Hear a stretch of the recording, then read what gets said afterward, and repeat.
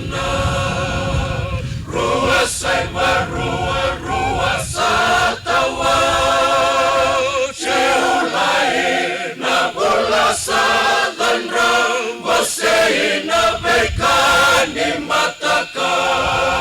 Wakatulau ka wakatatambusanka. Wanua rewa nanondaya sana.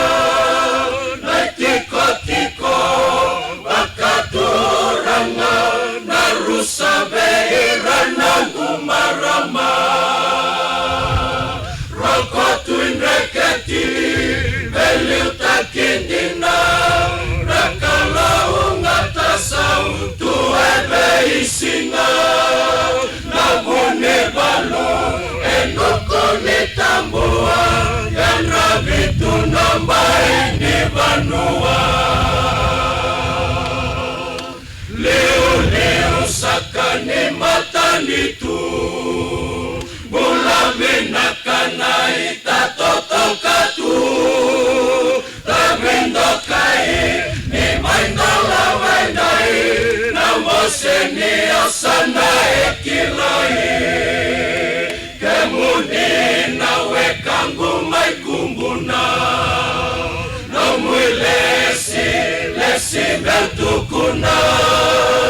Niliutaka nanonda vanua. Ratu da kombau euluna. Sa juga sa kana maramambal na rukutun dekets. Ini juga sa kana masini bunwa. Ini juga sa kana bunwa umbun basang.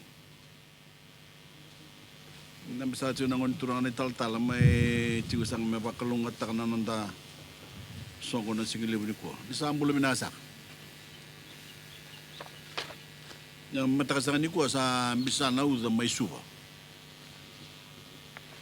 Tunggu sa kabiyaw ni kananda ki susu ana nondo to songko. Sa tunggu sa kachu ngonanda ki ni tabara.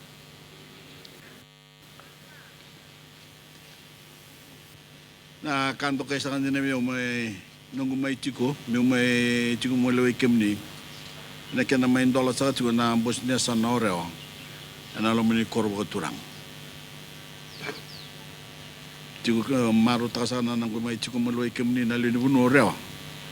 Ana lo mas ni koro. Na wabe na kaliw wanang maramambal na rukutun deketi. Ana singilew sa kanikuwa. Nanonda tokana sa katalchungana idula ni tatare bina marama ke bolebu. Na bunua sa tukino viti ndendai. Oyana kena tomanital na mbula me bakana kena ituba kitomanda. Na matasangko na COVID-19 na matatasaka chugin sanga indo tal na matilewu mendewa apa sa kanan do bura-bura. Ndewa bura-bura ni oche bi ndonan ro na mbaki. Gaya basi ka sa katalmay ndo na matiliw bango. Baka muna buwero raw 5 na milyon na tamate bura-bura. Goe baka sa kanin ndo na raw sa kawan takin na lewni munwa na non dabiti. Na matsango may palinga baka na mbulo buhay labon na non dabanwa. Yeah. Enda sa sutaba may lebu ng bolong-bole.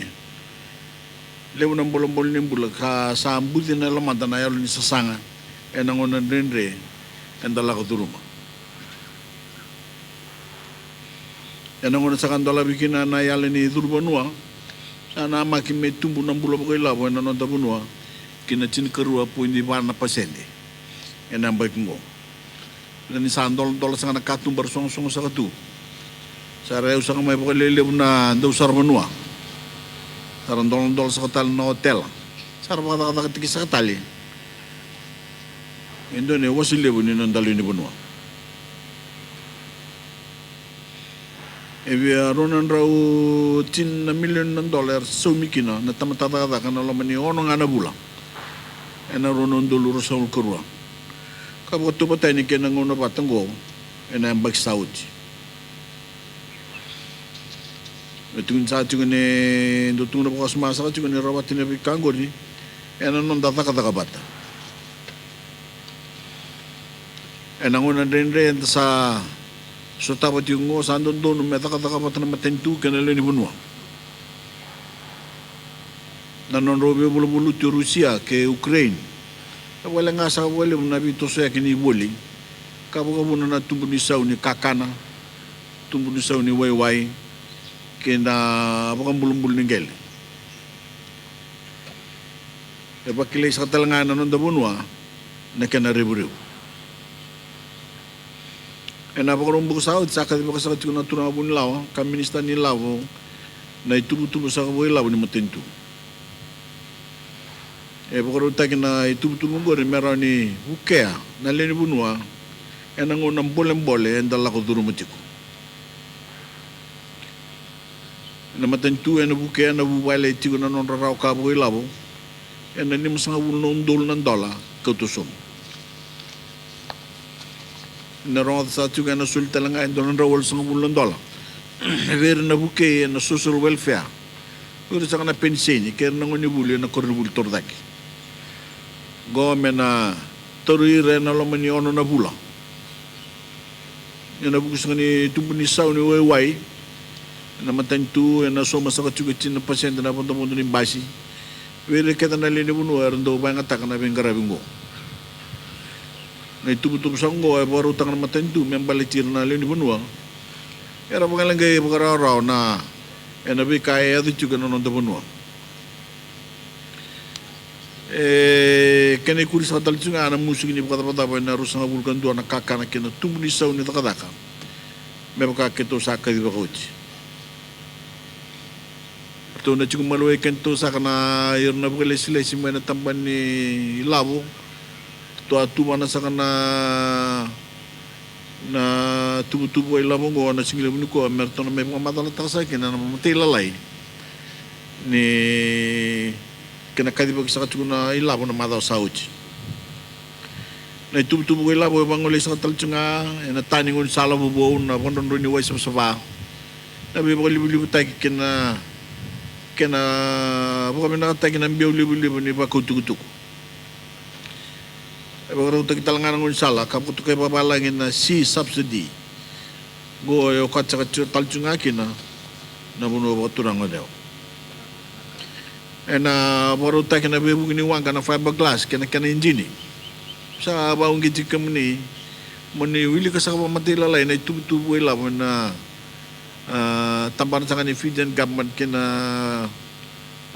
wilawan ni tambaran sangat ni law. Ano nung ngol may laman kora na matangin ninday but sarang nga biyaw na bi kaundule taura ka sa katyuga na biya siya buru-buru may balata na bulutin ng rakibisaw o walagi po itabi na kena busay na wasawasa may putikali na Ocean Conference ng boses sa kani matintulilew na G20 ang tusulit sa tsukin na namadaw rosaochi inambos sinililo ni matantu na Pasifika kapag ito rin ng datubanwa na mataw singgawit sa ngango and dalagi balata ka chiko ng bimbi ni kinatangong makinabi kambula kinabalutin ng rakibisaw o baka mo din pagkilip sa chiko na alam niya sana reo na ribu-ribu ng rakibisaw mga bimbi na walu bukin na sunguniway alam ni banwa nabusan nung kulay Oy tabi juga na bese buru-buru balat saranga. Nabi kai so tabi sa juga na lamanya sana. Oturang sa Korea ke nonon da bonwa. Bimbi na kanale rongo di sang na ndomo ni bono bichi. Balat na pagtulewa todo ko ibugay kena siyang di bugay pakile biti na kana ribu sa rong le busar juga na ndomo bichi na buturara ni bital no buru-buru. Iya, mau na vital nongori, kaya kau ni sing ni bakila na kaya napakabutukan na lini bunwa. Kata-kata sibiya sa ating may na wasawasa. Ako kuwa sa ating na napakaraw ni tanging lamba. Sabi sa unan ragi ni bunwa, kasan doon naman na positiko, may raw ni rabiso, taka na matintulilew na non raray. O ya, marapakalilay taka na non radabura ka na kasirara, na malyo alala, balatin sa pakabuno chiko may, na lubu ni be na na Pasifika na matentu sa ka ndola ka ndoka ba le na nomni boso titiko na vika sa ya do politika nditiko indi na ni sutabitiko na dendre isang ba kando ni ngude na kana pokro tay sa ko na sa salo na tembara kimni sa na turang kena marama na matentu yang gora sa ko le na non raw ni bang takasa ko na marama na vika tua politira mera buri labu kina na sang-sang gore bukia ng bulan ni bubale na bisingan. Sabi kami nakatingtala nga na okay tabi ni Lomania sana na nakataka ni Sarbonua. Ura sa kanan daw Sarbonua rin daw talita ka na butu-batu kata-kata. Ang garib sa katsuga na ano kuturang ombenga. Una no may mesulit sa kanibiraso na daw Sarbonua ko na nung ni mana meron sa kakinanol naman yung butu rarango. Nabuno sa nga hindi kinobiti may nabiyas sa buru-buru kaya nitiko sa kanabuku kinakila ka non tabuno may walya sa kina na lengan sa tabuti ko ng unongo. Sa rabuli minakasaka may orin na nonda. Doon merabang at kinabuku ko manua. Kinabukan din tiki ko sa inyo may walya sa kina lengan sa tabuti ko na wikambula non taburo-buro. Sa Cebu kita lang na itubo-tubo may ada pa na runon doon lima sa bulan na Pasifika. Ang mata sa ka magtukay sa Chico Papalagi na 2050 strategy for the Blue Pacific Continent. Hindi na rong at sa Chico na kinakadibaki. Ang boss ang mata sa na itubo-tubo sa ngo.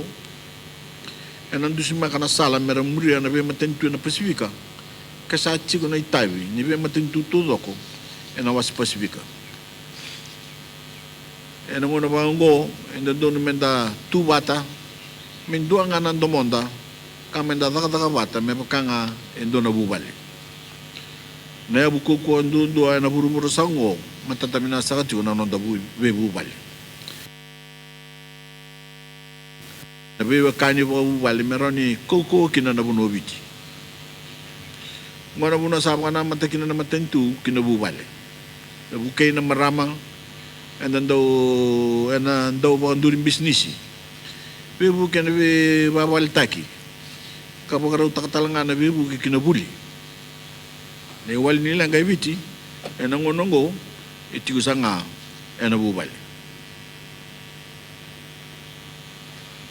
indo sa tunga na non day nakin alam nila sana kinanon damunwa men da pag raw taka indo na biti mila men baletira sa kanang kay murimay pero sa kanang lubenda kira na makumuda. May bukya na lumanya sa norewa. Naman tu sa mga sa kayo sa $1 milyon may tarada ka ng bula na lumanibida sa kanang bagsaod. E mga tayo kaya na lima sa katul ng $1 milyon may balata na bibuk ni social welfare. E kambimbi meron bukay na itabagasi ng damdabuwa kaya na lang katunay tuba kinyangon. Naman tentu nganda may pagkaburi takataka pagka binakataka na ringaray ni taban ng bula kaya non huli na lubenda doon na ito ko ya mendan daw kawit tagiran ng tabagasi wala sa karap kailang ito na itubo kinyangonra kaya na singin raw kawa binaka goris katalangan na yaw ni Bingarabi at ito rin baka sa katsunan naman tentu daw kaya baka sa mga sakit ko nabi betul tak sing niya buta kaya naloloma esang ni lowray na kaya baka butukan gosa kay ruim bimbikin na non rahuli na lubenda na matentu sa mga takay CBN na rus nga bulka $7 milyon meron po bulitin na lubay real sa CBN wal na embaki na so mini duro-duro ni buli sa raw kinanabi bubali meron maroy labo sa yalon day na bubali ni sa somi na buli. Karena sa ni nuing kaong-kaong na itumbu-tumbu. Sa ni nuing kaong-kaong na itumbu-tumbu na non raw siya na iyaw ni bubali. Menggarabikin na buli. Nabi ang bagisangin ma. Nabi ang bagisawad. O yun na itumbu-tumbu rin daw somi duro-duro ni buli. Kaya nabi kaya laba ki may kur ni buli. Nangun sanggo sarau bir na lubenda mera tak na non tatanda. Kasi nginin dua na ka me tao ta na non sasanga. Sanga lala na bubale me nang garabi buli. Sa akin ay bukaritaki ni lewu na ngon ay lao kena marama. Sa buli minaka na ngon na be kurni buli kena be university. Kena buku sang ditampan ng bula bukaritaki na sibe $1 million. Me bukan apa kabuta kini list ni boleh boleh no sorry kena tar ni boleh ni wai dapat kara sa kay rabi may bank bimbi ng garabi ni motor tek bango meron ninda garabi kinalin bunwa na totol na loray kami na kana tangen din ibing garabi kada ng bulong binaka binaka kimenda tatang magimena nonda laking garaba o balim bulang. Kau sa kirikim ni nalini matambos niya sana mo nito kata kapata kina tambata kanin bulang kina nabi tamba na teleso na sasangata kini tigong bulong erawan ninda kana pagalilay kapag kukuha yang apagaliw erawan ninda kana kakana bulong kana ikasa kapagaliw bubuan ikaw kina kakana raun raw may pagalilay ta kina ngunumbiya kina ngunyangona me taro napakatabako rin dami sa tiyong turang ministan ng bulang meron nga ibang madalta ka sa kachu weekend nakakitang go isang sa ni kawo weekend raw ninda sangta ka na tiyong bulang may makana nung reba ka raw ng bulang na nung tangkasi kami nisa na turang kina marama kito bubukis sa katalanga na kina bukalibulibutak na nung tatuwa sana yan na banggaraman ni tampan ni energy sa araw sa akin ni nung matentu may mga takasibi $2 million. Yan na parang utang ni solar system. Nabi mga libu-libu tayo kinapakandun doon ni 1,000 ni bebale na naman niya sana. Araw bira na bebuwale meron mga libu-libu karamaraw taka chiko na nong rambulang. Yan doon naman da mga libu-libu kede singa ni mga libu-libu mga aware na rawata kabaku ay so na libu-libu sulia kina lomani bubali nangalala menda lewa nangonon nung datakadaka kung mimbi nanululeson na lumenda yan na bimbon maraw tayo kasi $1 million may takatay kinapon doon ni Wais of Sabah kinabi koro rukuni rural water scheme lewat sang nalini bunuwer sa araw ni Wais of Sabah kan doon na chikin bimbi ni nung sangat na chikin bulong-bulong doon may maraw sa katiko nalin niya sana rea na buko ni Rewa River Water Supply Scheme. Ana mag-isa katiko may patabari na hulaw me ni Ronon Doluro sa Vulkatul no bagsang mengo. Sa buong nga diyo sang nabula may utikin na natakatango. Kana buke mo kalebu na wandon rin ni Way na sa baka lamin suba kinosuri. Lebu sa katalangan na bubale nato biriay na Way ni nguno sabsaba. Ang uno man nga ngo na kiriya mo ni pamuriya sa katong man nga pamalo na itubo-tubo ni tampan ni Way sa loko tigo na tingin ni singa ka sandi tigo na itubo-tubo ni kanata-kata-katak. Pero sa kanil talon tang nabi ka sa angkarap na matentu na lumin sana may baka na yung bulan na tampan ni Titay kaya na tampan ni Gulgoli iyan nakangaw makarita ka ni sabi na sabi na kasar na ibang raw nino da chiko ano naman niya san. O sa kasar ni chiko ngong may relo suba na bikas ang garabiyoj. O biya warita ka na itubo-tubo na budi chiko may garabi na naman niya sana. O kakina na may garabi rarama. Yan ano da bunwa. Bikam ni sang nalo ni boss doon sa na salay na makimera wa chikin na sutu ni bunwa. And biyang bagmengo ayan na garabi ni National Resource Owners Committee. Sa narongot sa kachiko na kinatauta kina committee ngo na NROC, Natural Resource Owners Committee, kachiko na ni National Environment Council na narugo ni tambatada ni Umbula. Inambag sa ngo, arambos na naman ni Umbula, may nachin kamana sana, ay nakoronibulian ng dabi. Meron mga madalataki na ituba kini Umbula, may nanonda sana, kinipagaraw ni kanabayataki. Natakataka ni matambas ngo, may reyda na sabsabaan na reda ni sabsaba na vital no ka mga taga doon na yung bulan ni bunua. Ito sa ni rawan ni maruro siya ang rawan na bang takin yung bulan kaya pagkain sa ni kila na kaya lew siya na kaya wili-wili. Sa bimbikin na nung ratakataka na tambaran sa anggo mer na report ta na lew ni yung bulan raida kana kunya na kaya maroy kaya kaya rabi yun ang dawas-was. Sana nga bikin na may pagkatawan na itutu ni bilu tayo manuar sa alala sa katiko. O pas ako sa masa at yung may natulunan raw ba sa kabulukay diyo na itutu na alam niya sana raw. And doon ang raw tol sa kabulukarwa pero patawin sa katiko. Sa alala sa katiko eron ang raw tsun kabito na itutu ba manuar. Yan ang nintanangan rin sa katiko may toso na takatakan ni Bibator de Kitaki. Yan ang andrebi may tawa tiko na itutu ba manuar. Balatin ni nabuke ng dini bunwa kana po kararaw takatal nga nabital no attack ni Bibator de Kitaki. Wala sa kanay liliw ka rasimber ni baka ditaki na pulmul ni Bibator ng bunwa en luray ni sa sumbang na kuko na non robosa en bosi kausabi baka no ni Michukina en sa ni baka tara naman tentu mendo na ilalo meron may vaya pala tanan ni tutu bunwa kaya kaya silala sa katyo. Kemudian sa naturan kina marama, tukun sa kaninda, siya nga niputay, na itaw kining gele na iba kaya nga ni kinapangatag na nonda yung gulunggol. O biya tukun sa katyo nindo na itukutuko siya nga ni Gina, na kaya hindi na naman tambos ni Vika kapag ito kaya maro sa katyo na yaw ni nonda gulunggol, sa ikanakana. Natambatata sa ining gele, Ilisiya virtu na itabing gori, kartong karako sa katsyo ni kuwa. Yan ang unang sanggo, maro sa ito na matambos ito lipon di ruwan ng $1 million. Yan ang suling ake pa kaya kiriya yan na bunwa. Ang may muna ako sa na ulutangan ng gel ni Tokay, matat sa katsyo ni balatan daw pangabure rin kalya mo na kanay tukutuko yung lostaki.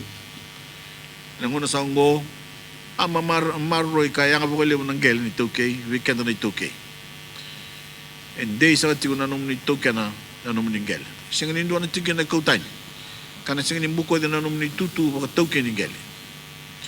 Gawa sana nung tabi, kausaya lang takan yung na yan rabo. May pagkain ni Maroy sa tuba minaka na yaman ni Babulawa, kau bawal sa chikin na bakalaw.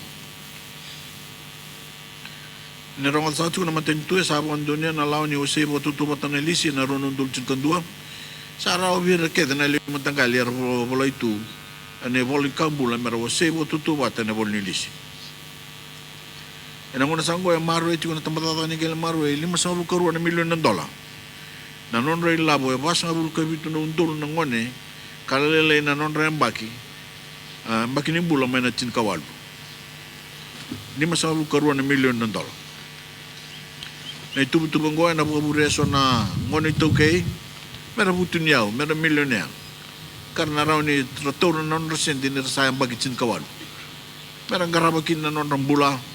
Na raw ni rabakan doon yung business, buli vale, sa buli mataka. Enta sa, wasi mo tutuwa, tanay lawan ni Lisi. Na ililiw, kikenda na ililiw matanggal.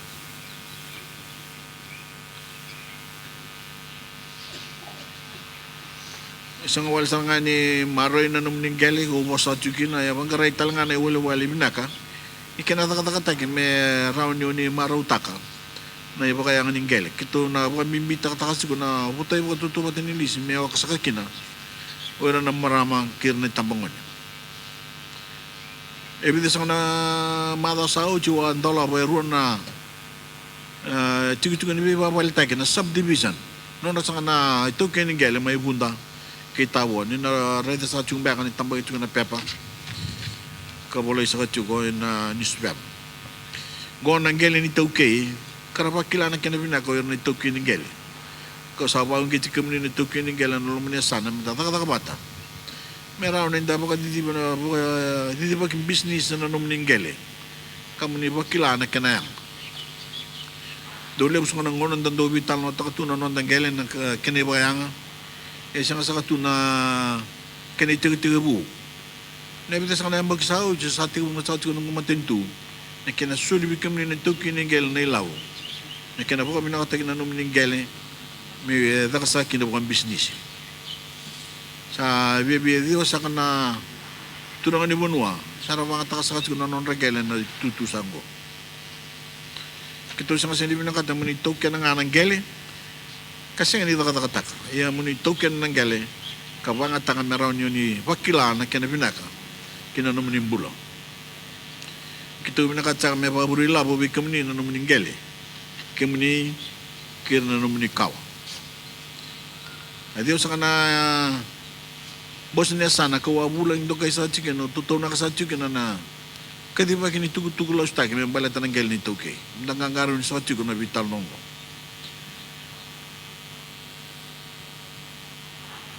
meu mamadal ta sana bimbi ni kanalaway wang mataw na non de umbula na matentu sa katarana kana nunubi na suduwalo may namatay ni Chulay na bulot na magisanggo kina tul sa bukan dua ni Oktober na runon dulur sa lukorwa tigo sana committee sulia na lesen no suduwalu ngo meron tango magisakin na salungo kemi sa na biokan na matentu sa abgador na bikain ng rebibiti kito sa ronga sa kandamum ni kito sa tatak na bikaw ni ngandreba kito sa baruta katalanga na bingara ni matentu na tondo ni Cordelio sabi kami nakatagin na bingara ng tamban ng bula sabi usay mo mono mamada ken na bibakalili deway sa somi na duludul ni buli kasamuke na itutuba kini bula ni busato sa ngusun sa talchung na numni buli silesi irsa na numni bulang dokay upa bimi nakataka mo na bingara bikin tabagi po mono may kintabagi sa chukina or sa kananong ni Bukalis na delen soso sanggo. Pinasa ka bali non ramang tagi sa ko na nonda ngone, or sa kananong rubo. En garib sa ko na nonda bonwa. En abuko sa kanito kung ko rin matentu sa kanto kay sa kinabiyaw. May dolap sa kanang bos niya sa napoturang oreo. Na magkaroon ng duluro sa lukuro. Pinasa ka bali.